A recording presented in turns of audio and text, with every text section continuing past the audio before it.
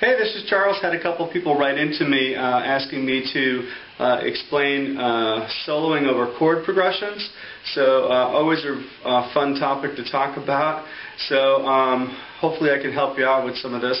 And of course I'm going to give you my approach to doing it.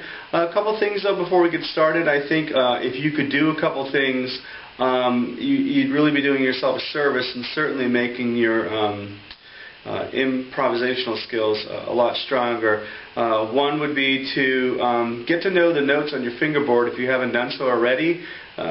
You can either buy a fingerboard chart that lays out all the notes for you, or you can make your own charts just by drawing them out on paper. So I strongly recommend doing that. And then another thing too is that you'll hear me talk quite a bit about chordal tones in this lesson. So it's a really good idea to get to know the notes that go into making up the chords that you're actually playing. So for example, in this lesson I'll be using some pretty common chords like a C chord and an A minor chord. A C is made up of the notes C, E, and G, and then an A minor chord is made up of the notes A, C, and E. So for this lesson, and then for your own sake when you're playing, it's really going to help you out quite a bit to get to know the notes that are actually in the chords, because then you can play those notes over the chords and you know they're going to fit perfectly. Okay, so let's get into this lesson. This lesson is going to be kind of geared towards beginners, or at least beginners into doing lead. Alright, let's go. Okay, so I've recorded a pretty simple rhythm track that I'm going to be using for this lesson, and it has a verse that just basically uses a C chord or a C major chord, and then it just changes to an A minor chord. So like I just said earlier, the C major chord is just made up of the notes C, E, and G, and I'm playing it right here, this common position. So when you fret your C chord, if you take a look at the notes you're actually playing, your third finger is playing a C, and your second finger is playing an E, and then your the third string is open, which is a G, and then the second string you're holding on another C note, and then finally the open E string on the bottom. So it's those three notes just kind of keep repeating in some instances. And then the A minor is made up of three notes A, C, and E. So when you fret this common shape of A minor, you're starting off with the open fifth string, which is A, and then you'll have an E note, and then you're going to have an A note again, and then a C note, and then finally the high E. So if that's all you knew, and you wanted to start doing some improvising, you could just hit those notes either in those locations or even in some higher registers up here, and they would fit perfectly over the chord. And I'll demonstrate this, a real simple demonstration, but I'll play a little bit of this rhythm track I've recorded, and again it's going to be going from a C major chord to an A minor chord. I'm just going to use this C note up here on the 13th fret, second string, and then I'll use an A note on the 14th fret, third string. Alright, here we go.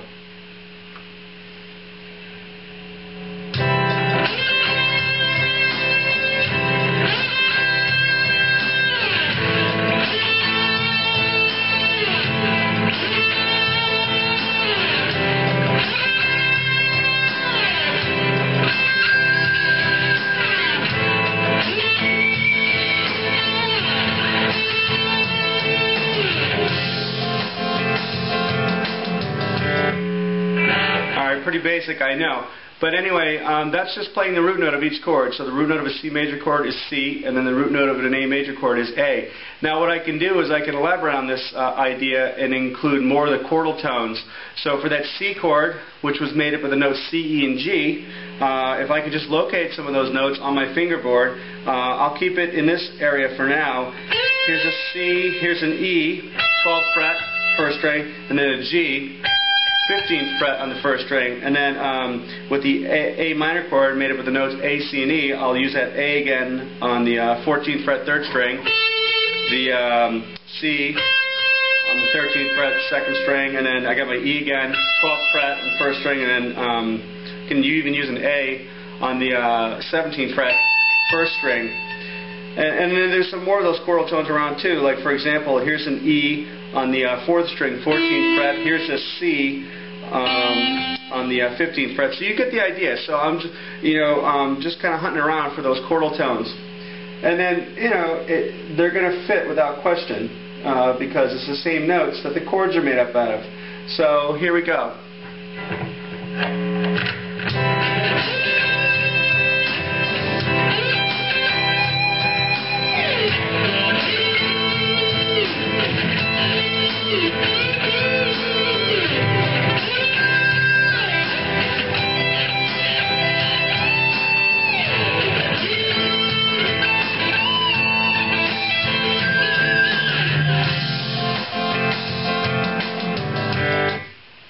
So it's definitely starting to sound more interesting and more like a solo. And again, for the most part, all I was just doing was including just playing the chordal tones of the chords. So, and they fit really well. Now, the chords C and A minor come out of the C major scale. So there's a ton of lessons on YouTube, and there's a ton of books out there and stuff that talks about what the notes are in the C major scale. I'll tell you what the notes are, but positions of the C major scale. I'm not going to go over every single one, but I will say that this whole chord progression I did was in the key of C, so which just simply means notes coming from the C major scale.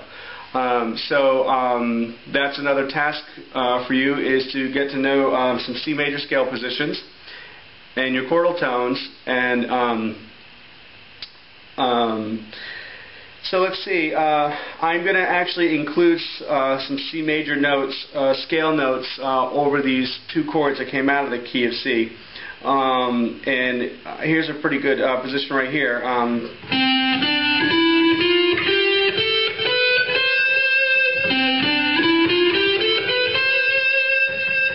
So that scale. I'll tell you where I'm playing it. Starting on the 5th string, 15th fret. Now moving to the 4th string, 12th fret. Then the 14th fret. Then the 15th fret. Now moving to the 3rd string, 12th fret. 14th fret. Now moving to the 2nd string, 12th fret. And then ending it on the tonic note of C on the 13th fret. I can go a little bit further. I can keep the scale going, still on the 2nd string, 15th fret, and then to the 1st string, 12th fret, and then to the 13th fret, and then finally the 15th fret. Now your chordal tones, in conjunction with the C major scale notes, will all work over these chords, because the chords were built out of the key of C or the C major scale. So any of those notes will work. And then the idea is to just experiment with different combinations of them. So I'll do a little, elaborate a little further. Over the verse.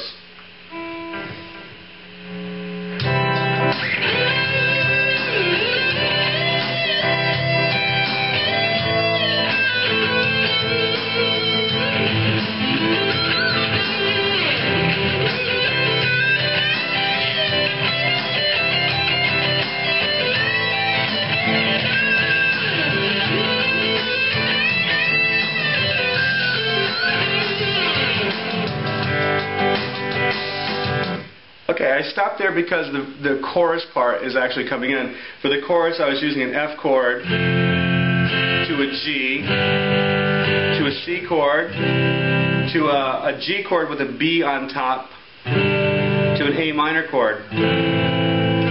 Alright, now, this is my rule for soloing. I really think that you should try to create some meaningful lines. It's fun to just sit back and wail away, I guess, but you should also think about creating some hooks or some signature lines too. They don't have to be very complicated, but they should just be something that maybe can get stuck in somebody's head, or something they can hum to or sing to or something.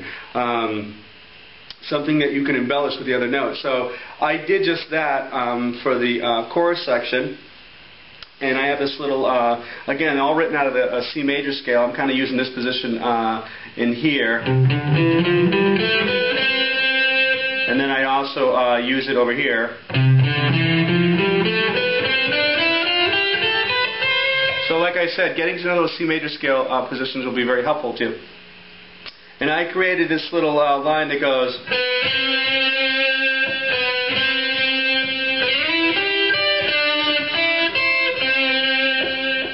Alright, so I'm going to do that when the chorus part comes up. You'll hear me doing this part. So it's like my little hook for the chorus. If you're curious as to what I'm doing, I'll show you. On the 3rd string, I'm just going 4th fret to the 5th fret.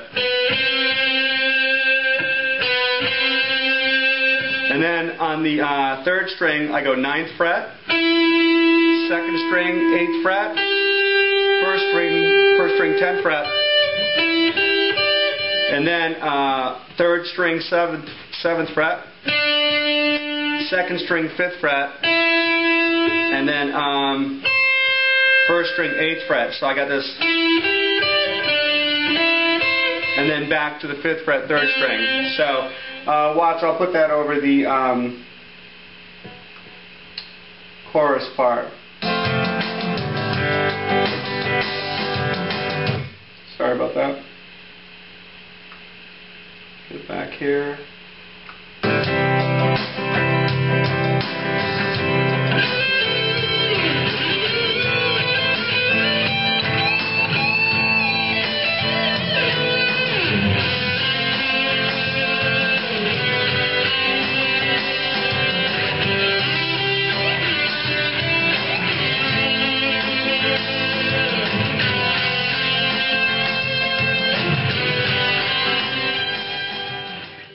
Okay, so I hope that helps. Definitely get to know the notes on your fingerboard. B, get to know your major scales. In this particular case, I was using the C major scale, and I would say, you know, even if you just know one position, that's pretty good. Obviously, if you keep adding more positions, that's even better. And then lastly, definitely get to be aware of the chordal tones for the chords that you're playing. Your basic major chords and minor chords are going to be made up of triads, just 3 notes. So get to know those notes. If you start playing other chords like 9th chords and stuff like that, you'll be 3 plus an additional note or notes depending on what chord you're playing and stuff. But record your rhythm progression if you can. Locate and play just the chordal tones over the chords to begin with, and then embellish or simply add more notes out of that scale or key that applies to your rhythm progression to embellish a little further. So this was pretty fun. I'll do a little bit more here, kind of finish it out. Get a little bit more of the track to go.